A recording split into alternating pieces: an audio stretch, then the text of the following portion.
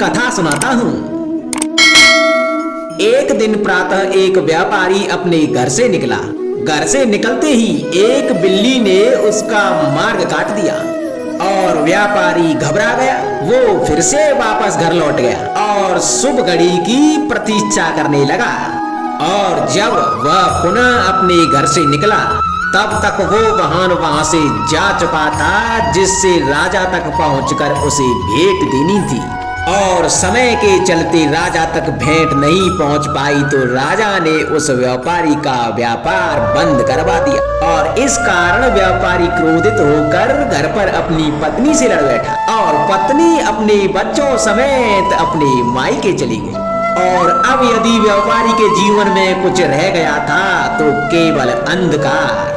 इन सब का कारण वो उस बिल्ली को मानता रहा जिसने उसका मार्ग काटा था।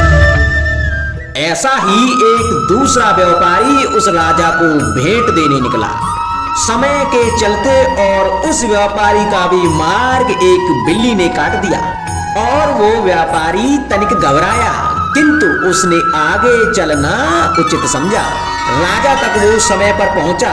उसने राजा को भेंट दी और राजा प्रसन्न हुए और राजा ने उसे अपना व्यापार बढ़ाने की अनुमति दी और स्वर्ण आभूषण दिए। और व्यापारी अपने घर पहुंचा तो उसे अपनी पत्नी को देने के लिए आभूषण और बच्चों को देने के लिए उसके पास वस्त्र थे। हर ओर प्रसन्नता थी।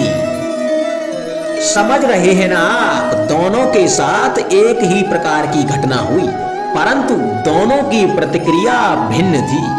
ऐसा ही हमारा जीवन भी है। हमारे जीवन में प्रारब्ध का अपना स्थान तो है, परंतु उससे कई अधिक महत्वपूर्ण हमारी प्रतिक्रिया और हमारी सोच का प्रभाव भी है, क्योंकि यही हमारे जीवन को आकार देते हैं। इसलिए अपनी सोच को सकारात्मक रखिए और आपका जीवन सदैव आनंदमय रहेगा।